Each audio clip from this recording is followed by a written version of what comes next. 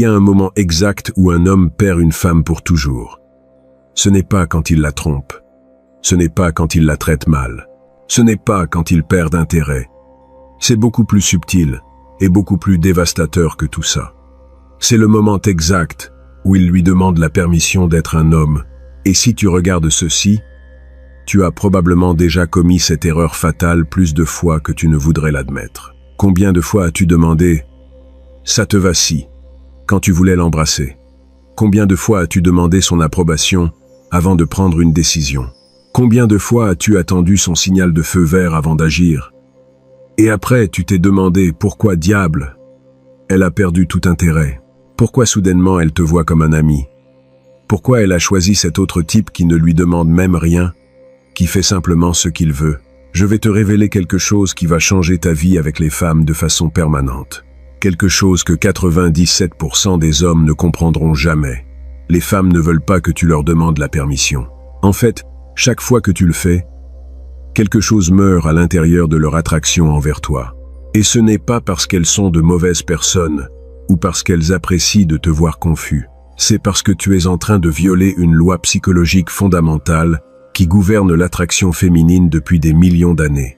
Laisse-moi t'expliquer exactement ce qui se passe dans le cerveau d'une femme quand tu lui demandes la permission. Son cerveau primitif, celui qui a évolué durant des millénaires pour sélectionner le meilleur partenaire reproductif, interprète ta demande de permission comme un signal massif d'insécurité. Pas au niveau conscient. Comprends-le bien. Elle ne pense pas ce type n'est pas sûr de lui. C'est beaucoup plus profond que ça. Son système limbique, la partie la plus ancienne de son cerveau, enregistre automatiquement que tu cèdes le leadership, que tu attends qu'elle prenne la décision, que tu te comportes, par essence, comme un enfant qui demande la permission à sa mère. Et voici la partie qui va te faire mal, mais que tu as besoin d'entendre. Cela tue l'attraction sexuelle instantanément. Parce que l'attraction féminine est hard-code, programmée au niveau biologique pour répondre à des signaux de masculinité. Et la masculinité, dans son expression la plus pure, est la capacité de prendre des décisions et d'assumer le risque de ces décisions sans avoir besoin de validation externe. Maintenant, je sais exactement ce que tu penses. Mais on m'a dit que je dois respecter les femmes, que je dois demander le consentement, que je dois être attentionné. Et tu as raison sur une chose. Tu dois définitivement respecter les femmes. Mais voici le virage mental que tu as besoin de faire. Respecter n'est pas la même chose que demander la permission. Respecter, c'est calibrer son langage corporel, ses signaux, son énergie. Demander la permission, c'est lui transférer à elle la responsabilité de prendre la décision et d'assumer le risque.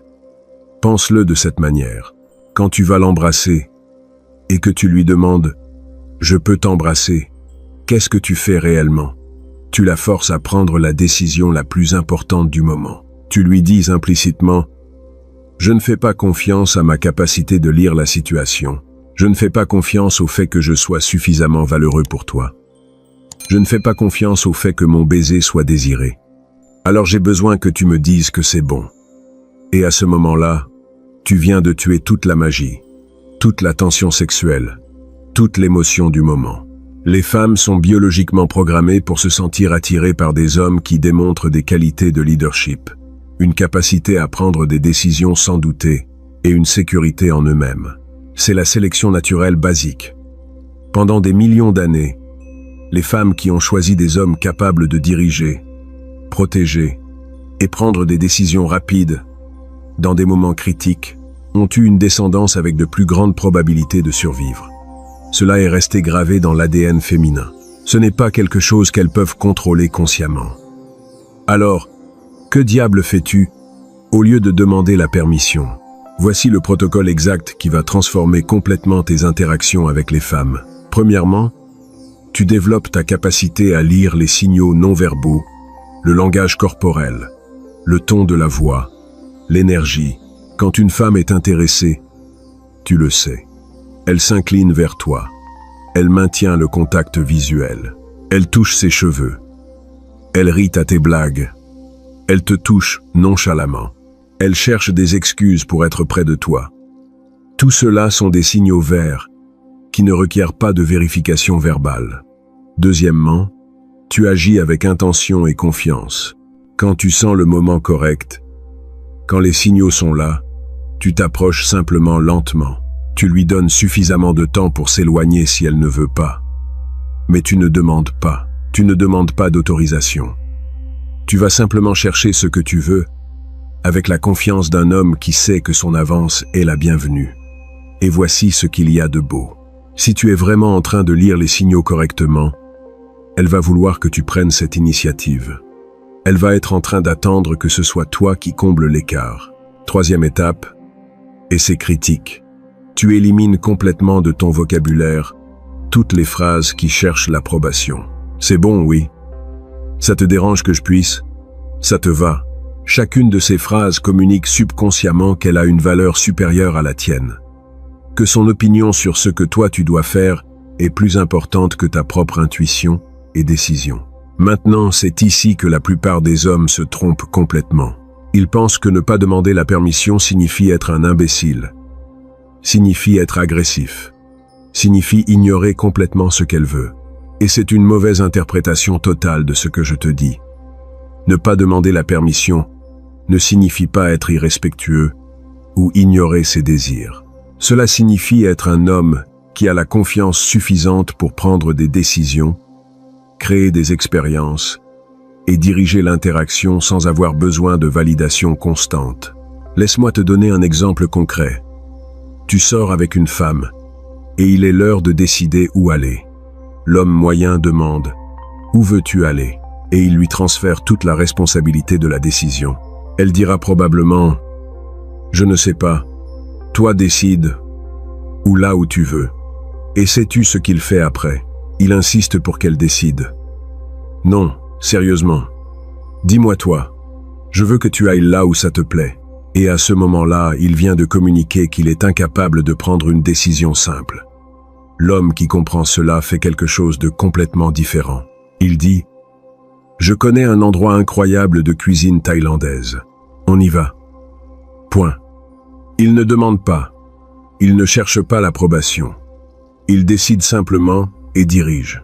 Maintenant, si elle n'aime véritablement pas la cuisine thaïlandaise ou a une raison réelle pour aller ailleurs, elle le dira. Et lui peut s'ajuster à ça. Mais la différence fondamentale est qu'il a pris l'initiative. Il a dirigé la situation. Et ça, mon estimé, active l'attraction au niveau primitif. Comme l'observait bien Machiavel il y a des siècles, les hommes qui attendent la permission des autres pour agir accomplissent rarement de grandes choses. Dans le contexte des relations modernes, cela se traduit parfaitement.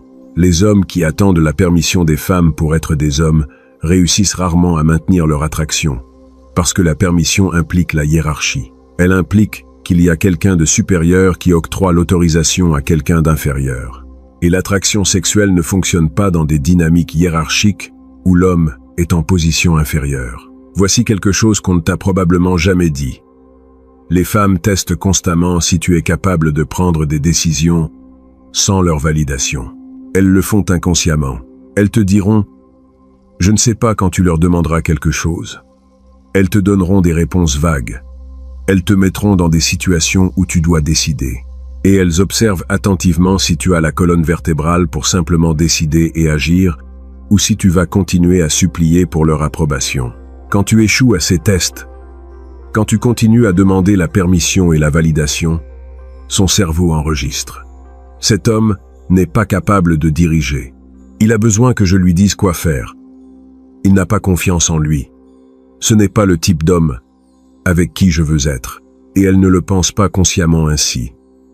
Elle ressent simplement une perte graduelle d'attraction qu'elle ne peut pas expliquer rationnellement. Maintenant, parlons de quelque chose de controversé, mais absolument vrai. La polarité sexuelle. La masculinité et la féminité fonctionnent comme des pôles opposés qui s'attirent. Plus un homme est masculin et plus une femme est féminine, plus l'attraction entre eux est forte. Et l'une des expressions les plus fondamentales de la masculinité est la capacité de diriger, décider et agir sans avoir besoin d'approbation constante. Quand tu demandes la permission à une femme pour tout, Tu fais s'effondrer cette polarité. Tu égalises les rôles. Tu demandes qu'elle prenne l'énergie masculine de décision pendant que toi, tu prends l'énergie féminine d'indécision et de recherche d'approbation. Et au moment où tu fais ça, la tension sexuelle disparaît. Parce que la tension sexuelle existe précisément dans cette différence, dans cette polarité entre le masculin et le féminin. Laisse-moi être brutalement clair avec toi sur quelque chose. Chaque femme avec qui tu es sorti et que tu as perdu, chaque fois que tu as fini dans la zone d'amis, chaque fois qu'elle t'a dit qu'elle ne sent pas cette étincelle, cela a probablement à voir avec le fait que tu as fait s'effondrer cette polarité. Parce que tu as essayé d'être l'homme bon, qui demande la permission pour tout, l'homme respectueux, qui ne prend pas d'initiative sans autorisation explicite. Et, paradoxalement, ce comportement que tu croyais qui allait la faire te respecter plus, a réussi exactement le contraire. Voici le protocole spécifique que tu vas implémenter dorénavant. Dans n'importe quelle situation avec une femme, avant de parler, tu vas te poser cette question. Est-ce que je suis sur le point de demander la permission ou la validation? Si la réponse est oui, tu vas reformuler complètement ce que tu allais dire. Au lieu de demander, tu vas déclarer. Au lieu de chercher l'approbation, tu vas diriger. Au lieu de transférer la responsabilité, tu vas l'assumer. Exemple 1. Au lieu de « ça te va, si on se voit vendredi », tu dis « je passe te chercher vendredi à 8 heures ». Si elle ne peut véritablement pas, elle te le dira et vous ajusterez. Mais tu as établi le cadre. Tu as dirigé. Exemple 2. Au lieu de « je peux te prendre la main », tu prends simplement sa main quand le moment est approprié. Si elle ne veut pas, tu le sauras immédiatement par sa réaction physique. Mais tu ne verbalises pas la demande de permission. Exemple 3. Au lieu de « c'est bon si je t'appelle plus tard », simple, direct, masculin. Tu vois le modèle? Tu n'es pas agressif. Tu n'ignores pas ses désirs. Tu te comportes simplement comme un homme qui a confiance en sa capacité de lire les situations et de prendre des décisions. Et cette confiance est irrésistiblement attirante. Maintenant, je veux te parler d'un concept qui va t'exploser l'esprit. La responsabilité émotionnelle. Quand tu demandes la permission à une femme, tu lui transfères la responsabilité de la situation.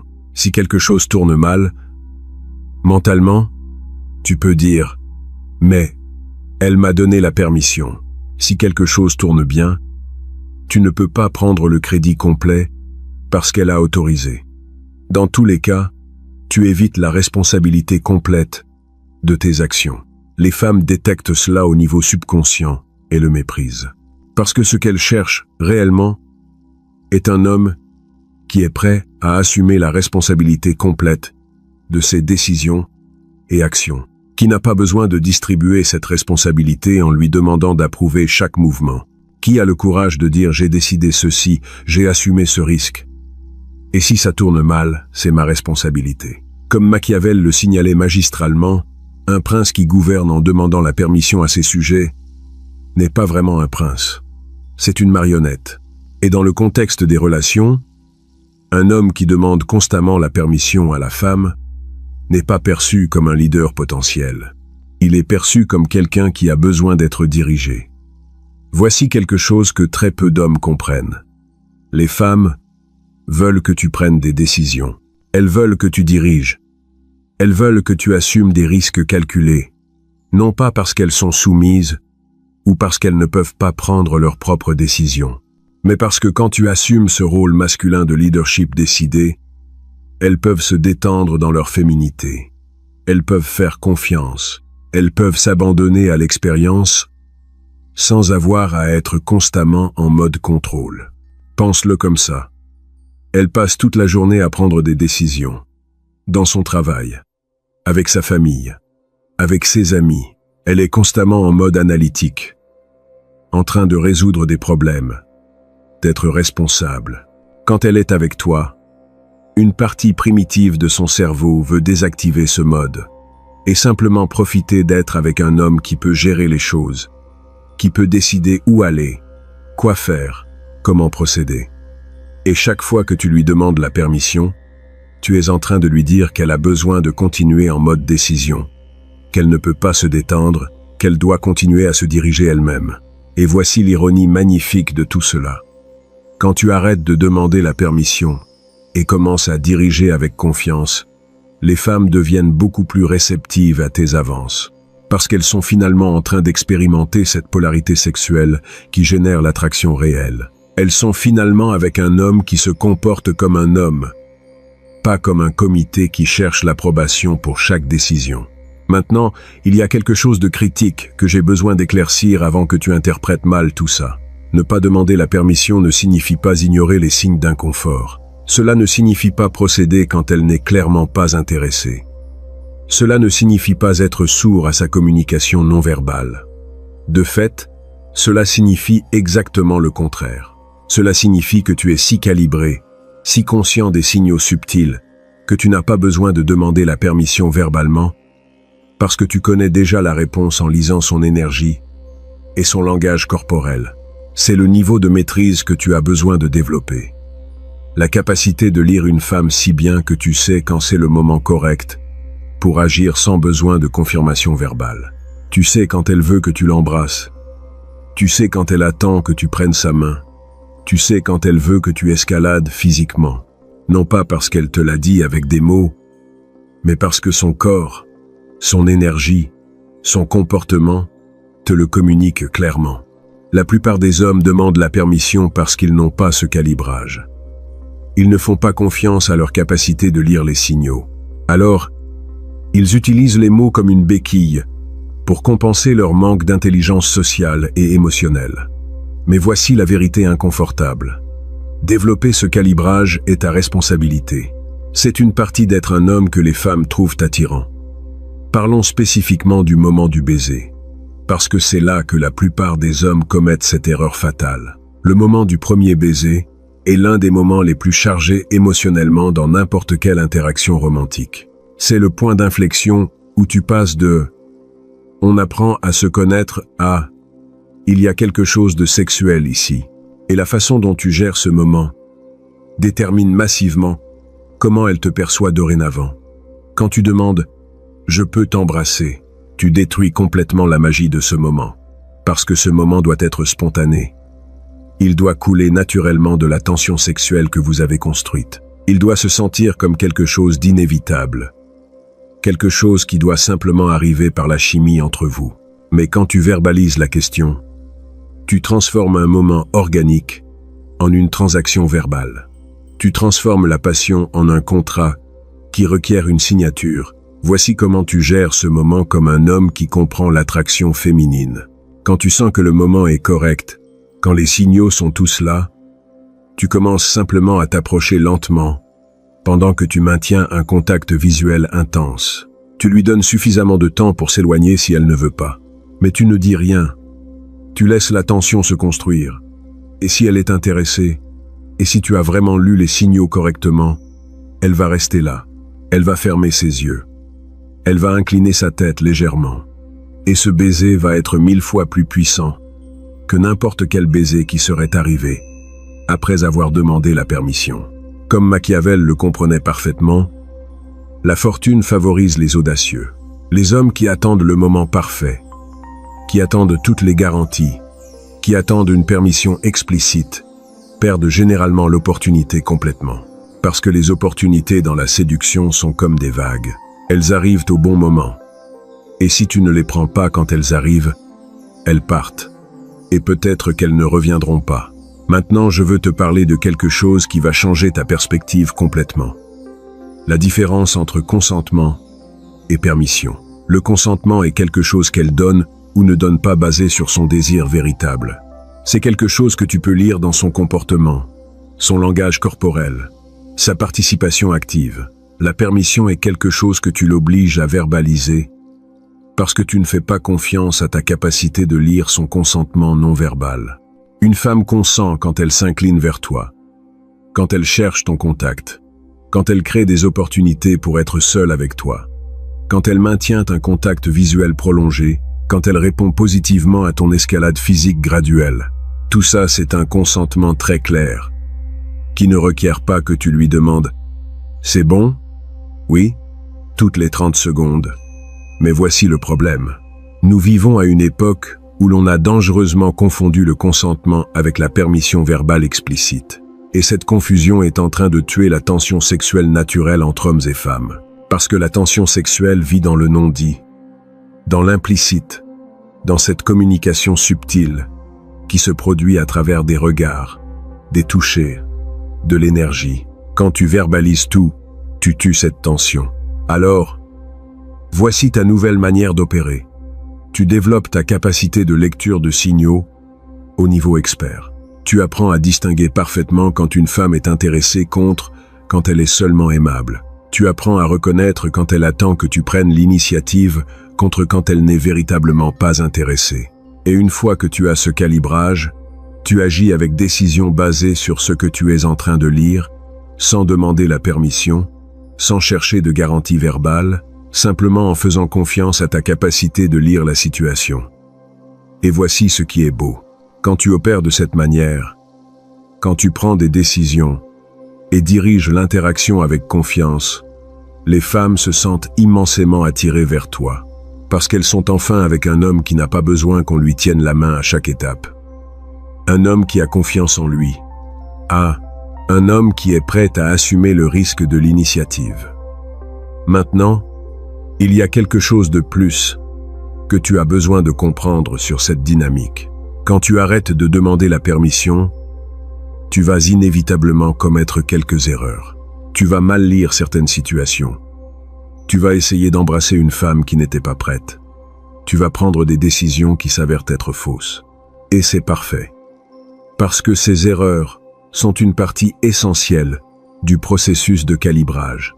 C'est comme ça que tu apprends à mieux lire les signaux. L'homme qui demande la permission pour tout évite ses erreurs, oui. Mais au prix de ne jamais générer d'attraction réelle. Au prix de ne jamais expérimenter ces moments de chimie explosive qui arrivent quand deux personnes se connectent sans filtres verbaux. Au prix de finir toujours dans la zone d'amis. Pendant que d'autres hommes moins respectueux, mais plus décidés, restent avec les femmes que lui désirait. Comme Machiavel l'observait avec brillance. Il vaut mieux être celui qui agit et assume les conséquences que celui qui attend passivement pendant que d'autres prennent ce qu'ils veulent. Dans le jeu de l'attraction, les hommes qui attendent des signaux parfaits et des permissions explicites finissent généralement par observer de l'extérieur, pendant que les hommes qui agissent simplement avec confiance profitent des récompenses. Alors, voici ta mission dorénavant.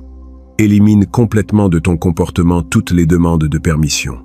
Remplace-les par un leadership décidé. Quand tu veux quelque chose, déplace-toi simplement vers cela avec confiance, en lui donnant du temps et de l'espace pour s'éloigner, si elle n'est pas intéressée, mais sans verbaliser la demande d'autorisation. Développe ta capacité de lire le langage corporel et les signaux non verbaux jusqu'à ce que ce soit presque télépathique. Assume la responsabilité complète de tes décisions et actions et observe ce qui se passe. Observe comment les femmes commencent à répondre différemment à toi. Comment elles commencent à te respecter plus. Comment elles commencent à se sentir plus attirées parce que tu te comportes finalement comme le type d'homme qui génère une attraction authentique. Un qui n'a pas besoin de permission pour être qui il est, pour prendre ce qu'il veut, pour vivre sa vie avec décision et détermination. Rappelle-toi ceci. L'homme qui demande la permission communique qu'il a besoin de validation externe pour agir. L'homme qui agit simplement avec confiance et calibrage communique qu'il fait complètement confiance à son propre jugement. Et cette confiance, mon estimé, est l'aphrodisiaque le plus puissant qui existe. Alors arrête de demander la permission. Commence à diriger. Commence à décider. Commence à prendre ce que tu veux avec la confiance d'un homme qui connaît exactement sa valeur. Et prépare-toi, parce que ta vie avec les femmes est sur le point de se transformer complètement.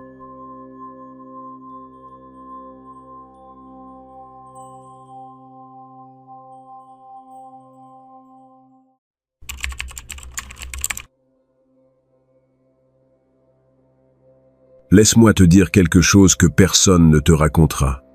La plupart des hommes jouent au jeu complètement à l'envers. Ils croient qu'en étant le héros, le sauveur, celui qui résout tous ses problèmes, ils vont la conquérir.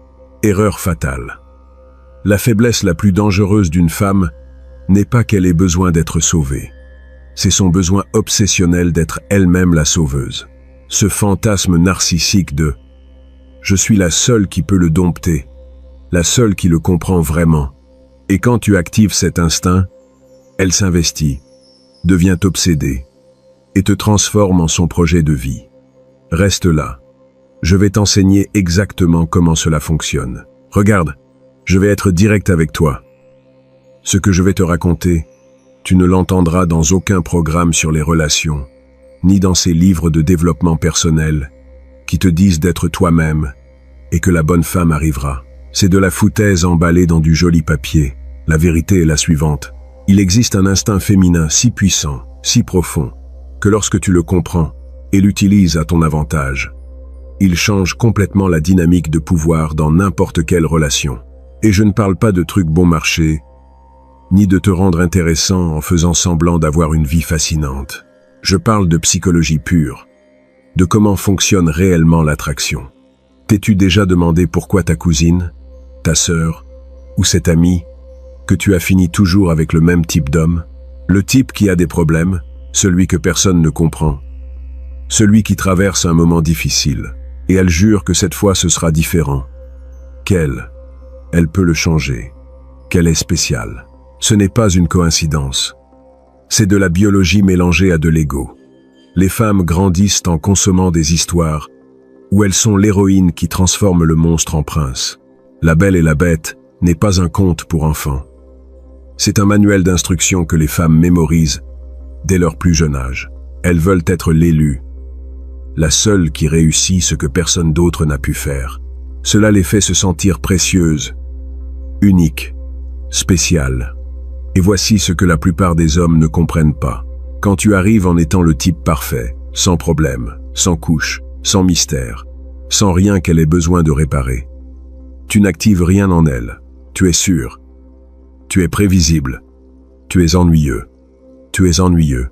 Tu es ennuyeux. Maintenant, avant que tu penses que je te dis de te transformer en désastre humain, attends. Il ne s'agit pas d'être un perdant, ni un idiot émotionnel. Il s'agit de quelque chose de bien plus calculé, plus intelligent. Machiavel comprenait cela quand il parlait du pouvoir d'être craint et aimé en même temps. Cet équilibre parfait entre force et vulnérabilité est ce qui crée la fascination. Parce que regarde, mon ami, ce qui fonctionne vraiment, c'est ça. Quand tu projettes de la force, du contrôle, de la sécurité en toi-même, mais que tu laisses entrevoir qu'il y a quelque chose de plus profond, quelque chose qu'elle ne peut pas atteindre tout à fait, quelque chose de brisé que seule la femme adéquate pourrait comprendre, c'est là que tu allumes la mèche. Elle commence à s'investir. Elle commence à essayer de déchiffrer qui tu es vraiment. Elle commence à penser à toi quand tu n'es pas là. Et le plus important, elle commence à croire que si elle parvient à te sauver ou à te comprendre, cela fait d'elle quelqu'un de spécial. Ce n'est pas encore de l'amour, c'est de l'ego. Mais l'ego est le premier pas vers l'obsession. Et voici le point fort. Nous ne tombons pas amoureux de qui nous résout la vie. Nous tombons amoureux de ce dans quoi nous investissons des efforts, du temps, de l'énergie émotionnelle. C'est le même principe pour lequel tu valorises plus la voiture pour laquelle il t'a fallu des années d'économie que celle qu'on t'a offerte. C'est de la psychologie de base. Mais personne ne te le dit aussi crûment. Maintenant, si ce que je te raconte fait sens pour toi, si tu commences à relier les points de situation que tu as vécus, suis-moi ici, sur la chaîne. Parce que cela ne fait que commencer. Et ce qui vient est là où la majorité des hommes perdent le jeu sans même s'en rendre compte. La vraie question n'est pas de savoir si cet instinct existe. La question est, sais-tu comment l'activer sans te détruire dans le processus? Parce que c'est là qu'arrive la partie délicate. Très bien. Maintenant, voici le meilleur. C'est maintenant que nous séparons les hommes qui comprennent le jeu de ceux qui ne font qu'y réagir.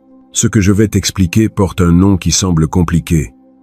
Mais c'est simple quand tu le décortiques.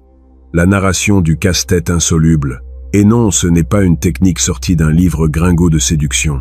C'est de l'observation pure de comment fonctionnent les dynamiques d'attraction quand tu arrêtes d'essayer d'impressionner et que tu commences à intriguer. Écoute ça avec attention.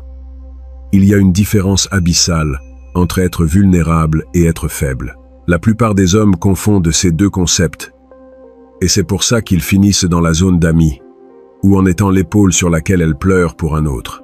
Être faible, c'est se plaindre de sa vie. C'est avoir besoin de validation constante. C'est lui demander de te résoudre les choses. C'est montrer de l'insécurité dans chaque mouvement. Cela n'attire personne, ni les hommes, ni les femmes. Cela ne génère que de la pitié, et la pitié tue tout désir. Mais être vulnérable de manière stratégique, c'est une toute autre chose. Quand tu te présentes comme un homme qui a sa vie en ordre, qui sait où il va, qui n'a besoin de personne pour survivre, mais qu'à un moment spécifique, dans un contexte intime, tu laisses voir une cicatrice émotionnelle, un morceau de ton histoire qui t'a marqué, quelque chose qu'elle n'attendait pas. C'est là que quelque chose s'active dans son cerveau. Machiavel l'a compris quand il a écrit sur le pouvoir de la perception. Il ne s'agit pas d'être bon ou mauvais. Il s'agit de comment on te perçoit. Un prince doit être craint et respecté, mais il doit aussi montrer qu'il est humain quand cela convient. Cet équilibre est ce qui crée la loyauté, la fascination, l'intérêt véritable. Maintenant, traduis ça aux relations. Tu es l'homme fort, celui qui a le contrôle, celui qui ne s'effondre pas face aux problèmes. Mais tu as une histoire, une blessure du passé qui te pèse encore. Peut-être que c'était une trahison. Peut-être que tu as perdu quelqu'un d'important. Peut-être que tu as pris une décision qui t'a changé pour toujours. Peu importe ce que c'est, l'important est que cette blessure a fait de toi qui tu es. Mais elle ne te définit pas complètement. Et voici la clé. Quand tu partages ça, tu ne le fais pas en cherchant du réconfort. Tu ne le fais pas en demandant qu'elle te répare. Tu le partages comme un fait, comme quelque chose qui fait simplement partie de toi. Et après, tu vas de l'avant. Tu ne restes pas là à attendre sa réaction émotionnelle. Cela la déstabilise. Parce qu'elle s'attend à ce que si tu t'ouvres, tu deviennes dépendant de son approbation. Mais quand tu t'ouvres et qu'ensuite tu te retires, quand tu montres de la profondeur mais que tu gardes tes distances, quand tu es fort mais blessé, complexe mais inatteignable, là tu allumes quelque chose qu'elle ne peut pas éteindre. Pense à ça comme le meilleur mezcal que tu aies goûté. La première gorgée te frappe fort. Tu sens la chaleur, la complexité. Mais après, vient ce goût que tu ne peux pas déchiffrer tout à fait. Ces notes qui changent chaque fois que tu y goûtes. C'est ce que tu dois être. Fort au début, complexe en approfondissant, impossible à déchiffrer complètement. Elle va vouloir te comprendre. Elle va vouloir être celle qui finalement te lie complètement. Elle va investir des heures à penser à ce qui t'a rendu ainsi, ce qui s'est passé dans ta vie, comment elle peut être différente des autres. Et plus elle s'investit à essayer de te déchiffrer, plus elle devient accro. Mais attention, et c'est important, ça ne fonctionne pas si tu fais semblant. Si tu inventes des traumatismes que tu n'as pas, si tu crées du drame là où il n'y en a pas, elle va le sentir à des kilomètres. Les femmes ont un détecteur de fausseté que nous n'imaginons même pas. Cela fonctionne quand tu utilises ta vérité de manière intelligente, quand tu partages le réel, mais que tu contrôles le quand et le comment. Il ne s'agit pas de manipuler en créant des mensonges. Il s'agit d'architecturer la présentation de ta vérité pour générer le bon effet. C'est la différence entre la séduction intelligente et la manipulation bon marché. Et laisse-moi te dire quelque chose de plus. Ce n'est pas seulement pour l'attirer. C'est pour la garder intriguée à long terme. Parce que le problème de beaucoup de relations n'est pas comment elles commencent. C'est qu'après quelques mois, l'homme a déjà montré toutes ses cartes. Il n'y a plus de mystère. Il n'y a plus rien à découvrir. Et elle s'ennuie. Mais quand tu comprends ça, quand tu sais comment doser ta profondeur, comment révéler des morceaux de toi, sans livrer le puzzle complet, elle ne finit jamais de te connaître tout à fait. Et ça, mon ami, c'est ce qui crée une obsession durable. Maintenant, laisse-moi te raconter quelque chose qui va changer complètement ta façon de voir les relations. Et il est probable que quand tu l'entendras, cela va te faire l'effet d'un seau d'eau froide. Mais c'est la vérité la plus pure qui existe sur l'attraction humaine. Nous ne tombons pas amoureux de qui nous aime. Nous tombons amoureux de qui nous fait investir. Relis ça encore une fois. Laisse-le entrer. Nous ne tombons pas amoureux de qui est toujours disponible, ni de qui nous résout la vie, ni de qui nous traite comme des rois. Nous tombons amoureux de ceux dans quoi nous avons mis de l'effort, du temps, de l'énergie émotionnelle, de ceux qu'il nous a coûté d'obtenir, de ceux pourquoi nous avons dû travailler pour l'obtenir. Pourquoi crois-tu que tu valorises plus la voiture pour laquelle il t'a fallu 5 ans d'économie que celle que tes parents t'ont offerte quand tu as eu 18 ans? Ce n'est pas la voiture en soi. C'est l'effort qu'elle représente. C'est l'investissement que tu as fait pour l'obtenir. Chaque paiement que tu as fait, chaque sacrifice, chaque mois où tu t'es serré la ceinture. Tout cela est gravé dans cette voiture. C'est pour ça que tu en prends plus soin. C'est pour ça que tu la montres fièrement. C'est pour ça que ça fait plus mal quand elle est rayée. Les relations fonctionnent exactement pareil. Et la plupart des hommes perdent à ce jeu parce qu'ils font l'opposé. Ils deviennent le cadeau. Ils deviennent la réponse facile. Ils deviennent disponibles. Pense à cet ami que nous avons tous, celui qui est toujours là pour cette femme qui lui plaît. Il lui résout ses problèmes. Il l'écoute pendant des heures quand elle a un drame avec un autre. Il annule des plans avec toi pour aller l'aider avec n'importe quoi. Et que se passe-t-il? Elle l'apprécie bien sûr, mais elle ne le désire pas, parce qu'elle n'a rien investi pour l'avoir. Il est déjà là, gratuitement, sans effort. Voici le secret que la société ne va pas te dire. L'effort crée l'attachement. L'investissement génère l'obsession. Quand quelqu'un met de l'énergie dans quelque chose, son cerveau a besoin de justifier cet investissement. Alors, elle commence à se convaincre que ce qu'elle poursuit en vaut la peine. Ce n'est pas parce que ça en vaut la peine objectivement. C'est parce qu'elle a déjà trop investi pour admettre qu'elle s'est trompée. Les psychologues ont un nom élégant pour ça. Dissonance cognitive. Mais moi je vais t'expliquer comment ça fonctionne vraiment dans la vraie vie. Quand elle commence à penser à toi, quand tu n'es pas là.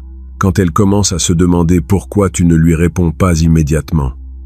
Quand elle commence à analyser chaque mot que tu as dit, cherchant des significations cachées. Quand elle commence à faire des efforts pour te voir ou pour capter ton attention.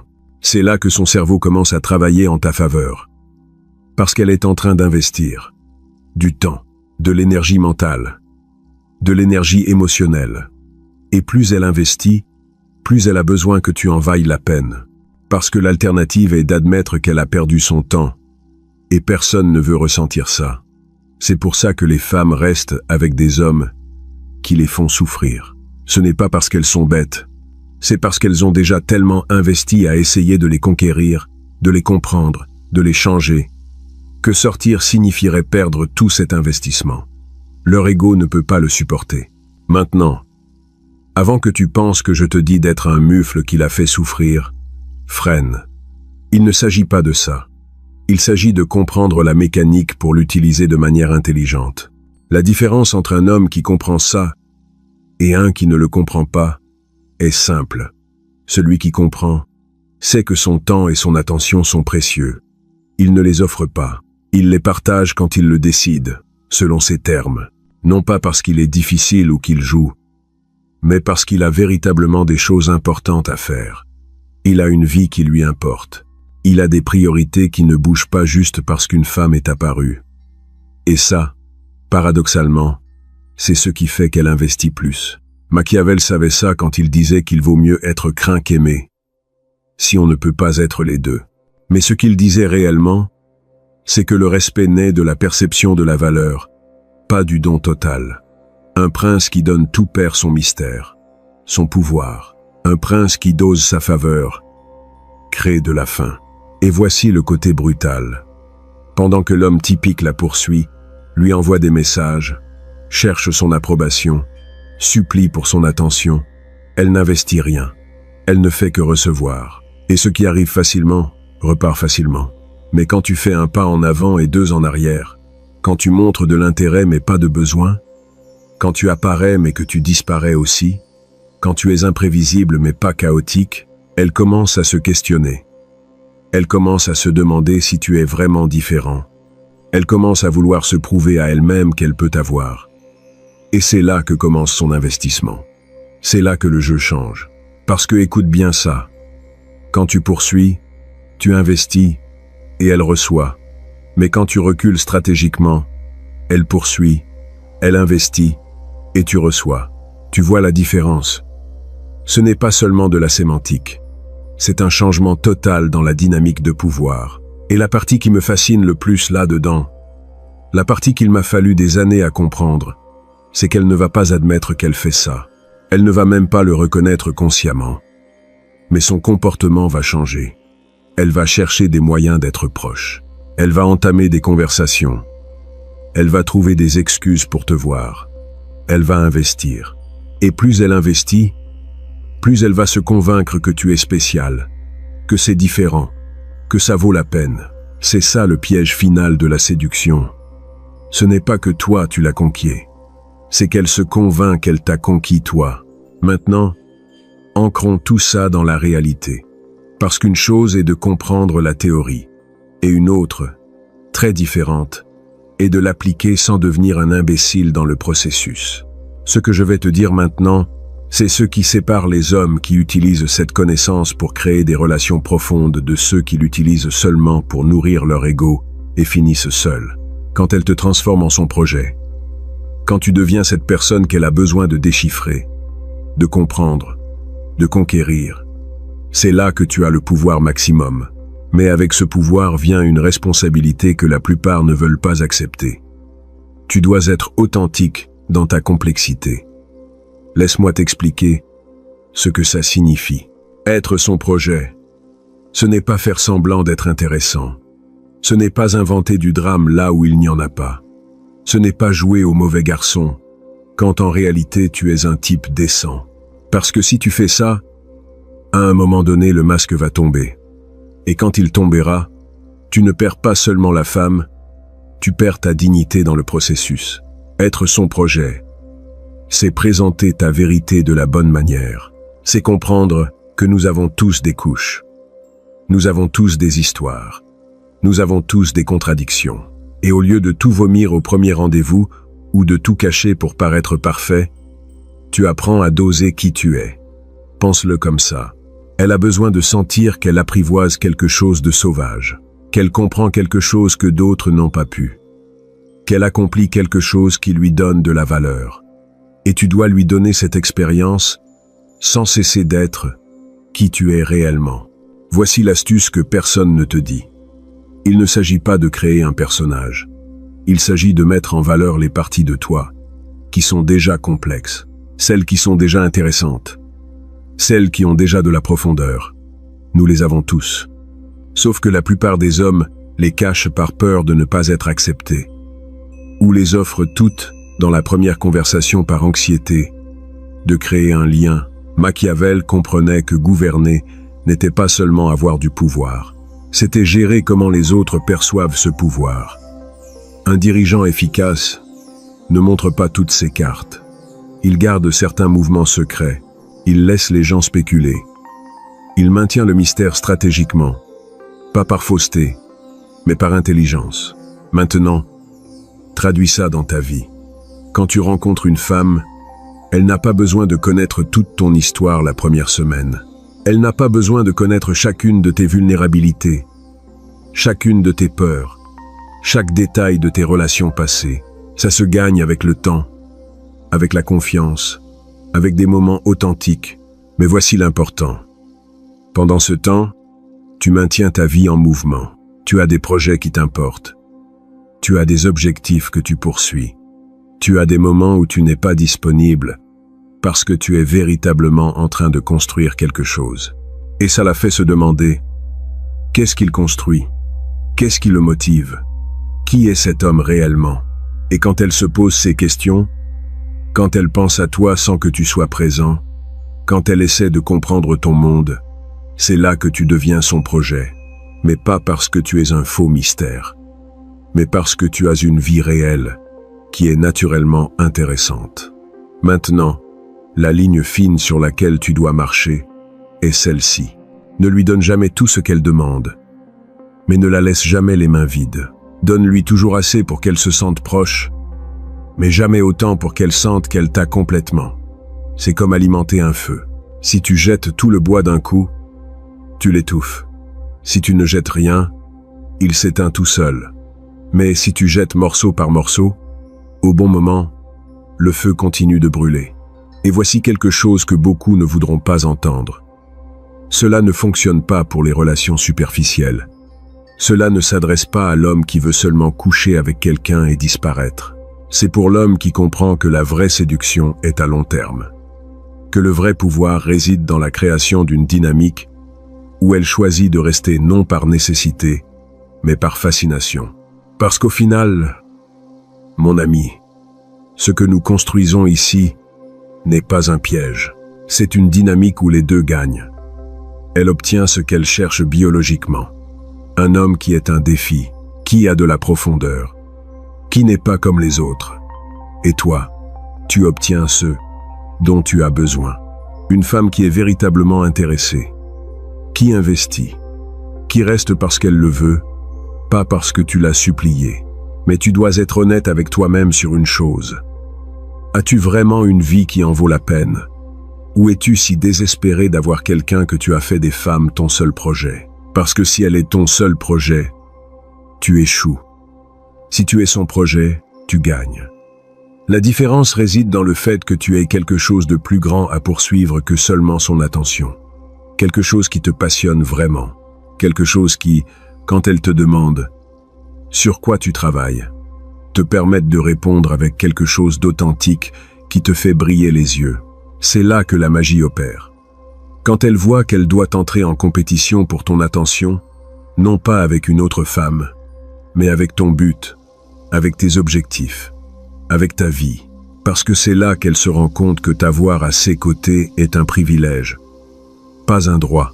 Et ce changement de perception, ce moment où elle cesse de se sentir poursuivie et commence à se sentir chanceuse que tu l'aies choisie, c'est le moment où la séduction se transforme en quelque chose de bien plus profond. Regarde, tout ce que je t'ai raconté ici n'est pas pour que tu manipules qui que ce soit. C'est pour que tu arrêtes d'être manipulé par ton propre besoin d'approbation. L'homme qui comprend ses principes n'a pas besoin de jouer sale. Il a juste besoin de comprendre le jeu qui est déjà en cours. La réalité est simple. Elle a des instincts. Tu as des instincts. La différence réside dans qui les comprend le mieux. Et maintenant que tu sais ça, la question n'est pas de savoir si ça fonctionne. La question est, qu'est-ce que tu vas faire de cette connaissance? Parce que tu peux l'utiliser pour construire quelque chose de vrai, ou tu peux l'utiliser pour nourrir ton ego et finir vide. La décision a toujours été la tienne. Si tu es arrivé jusque-là, laisse dans les commentaires un conseil que tu donnerais à d'autres hommes sur les relations. Quelque chose que tu as appris à la dure. Quelque chose de vrai. Et suis-moi pour plus de conversations que personne d'autre n'a.